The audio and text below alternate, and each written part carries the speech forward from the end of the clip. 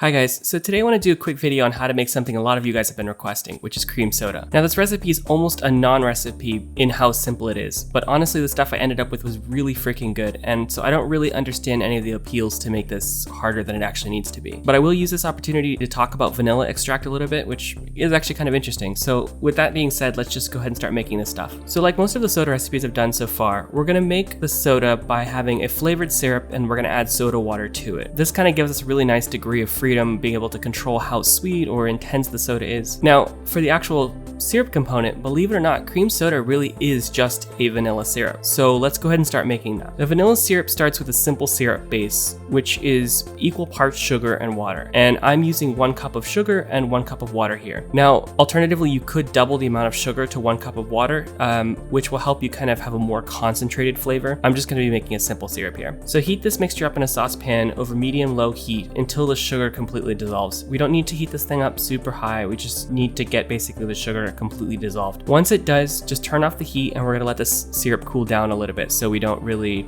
destroy our vanilla extract when we place it in. So in the meantime, let's look at the primary ingredient that gives cream soda its distinct flavor, which is the vanilla extract. Vanilla extract is made by crushing and soaking vanilla pods in alcohol and water. Now, if you've actually ever wondered, vanilla pods come from a genus of tropical orchids, and they're actually quite labor intensive to cultivate. So because of this, vanilla is actually the second most expensive spice, only after saffron, which kind of suffers a similar problem in how it's cultivated. Now, matter of the fact is that demand for vanilla is high. It's roughly about 12,000 tons a year. And from that, only about 2,000 tons of vanilla is actually produced from beans. So to meet this demand, vanilla can be produced artificially from wood pulp. However, this creates a slight complication. When vanilla extract is made with real vanilla, we not only extract the main flavor component, which is known as vanillin, but also hundreds of other flavor compounds that create a rich and complex flavor. Artificial vanilla really only focuses on making the compound vanillin, so it's missing those other components. And so for this reason, artificial vanilla tends to get a bad rap. Although, to be frank, in most scenarios, it probably doesn't make a big difference. And since real vanilla is a limited resource, if everybody wanted real vanilla, not everybody would be able to obtain it. So for this reason, in most cases, I would say that artificial vanilla suffices for most recipes I do on this channel. However, for this recipe, I would actually recommend getting real vanilla if you can. The flavor of the cream soda really gives us an opportunity to showcase those extra complicated flavor compounds that we get by using a real vanilla extract. That being said, if it isn't in your budget or you're having trouble obtaining it, it's perfectly fine to use artificially derived vanilla extract for this. Okay, so now hopefully our syrup has cooled down a little bit and we can add some vanilla extract to this syrup. I'm using about 3 tablespoons of vanilla extract for our 1 cup of simple syrup, and I'm just gonna pour everything in here into a measuring cup and we're gonna let this chill for at least 1 hour, but you can go longer if you want to. We can come back 1 hour later and we can actually make a cream soda. So add a tablespoon or 2 of syrup into a glass and then just add some soda water and stir. I was feeling a little extra, so I decided to put some in a bottle because I thought that might look cool.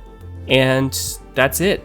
And honestly, this tasted really good. Now you can take this recipe 1 step further if you want and make an Italian cream soda by adding a little half and half to the soda. And this stuff is really good. It really literally tastes like liquid vanilla ice cream. It's just the bomb. Anyways, I hope you guys enjoyed this short and sweet video today. When things calm down, I hope to do another big sciencey video soon. Well, thanks for watching. And if you like the videos, please feel free to subscribe.